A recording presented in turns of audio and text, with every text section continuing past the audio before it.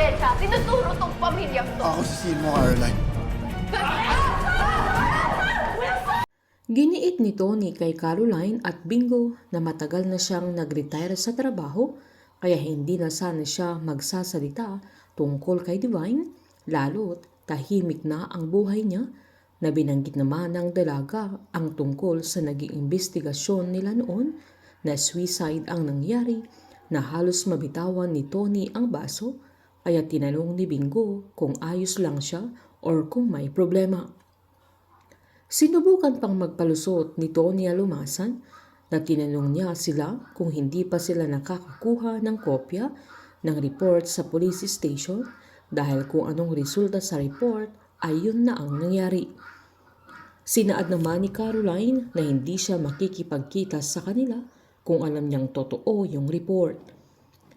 Agad namang sinaad ni Tony na ayaw na niyang makulong kaya nagmakaawa pa si Caroline na huwag siyang matakot, na hiniling niyang maging statement witness siya na sabihin niya kung ano talagang nangyari noong gabing namatay ang mama niya.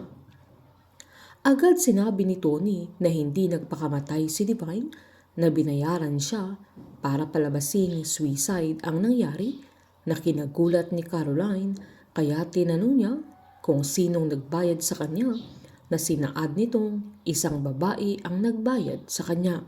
Habang mag-isa naman si Gina ay nanginginig ito nang maalala niya ang sinabi ni Cindy noon na kung gusto niyang manatili siya kay Wilson ay huwag siyang makikipagkompetensya, na mas nanginginig ang mga kamay niya nang maalala niya ang nakaraan kung saan matagal na panahon na hindi nagsasalita si Carlo noon, na na-trauma ito kaya pinatingin nila sa doktor.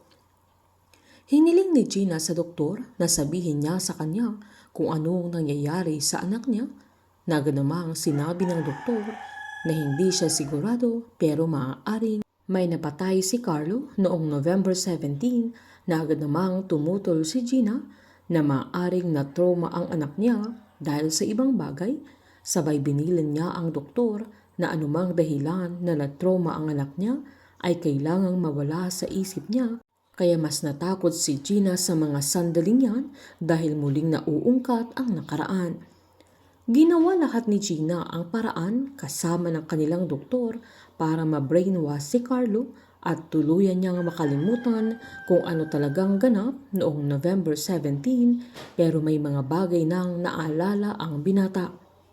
Habang nang tanungin na ni Bingo kung sinong babae ang nagbayad kay Tony Alumahan, ay giniit niyang hindi niya kilala, kaya pinakita ni Caroline ang mga larawan nila Cindy at Gina, pero giniit ni Tony na hindi sila, kaya napagtanto nila Bingo at Caroline na may binayaran sila Gina at Cindy upang palabasin na suicide ang nangyari kay Divine, pero ang totoo ay pinatay siya at pilit nilang pinagtatakpan ang totoong killer. Titistigo na si Tony Alumahan para kay Caroline na malaki ang maitutulong niya para matunton ang tunay na pumatay. Painit ng painit ang mga tagpo, sabay-sabay po nating subaybayan ang advance episode at ang nalalapit na pagtatapos ng Can't Buy Me Love dito po sa aking channel. Patuloy lamang pong manood at mag-subscribe para ma-update po kayo sa mga susunod na episode. Marami pong salamat.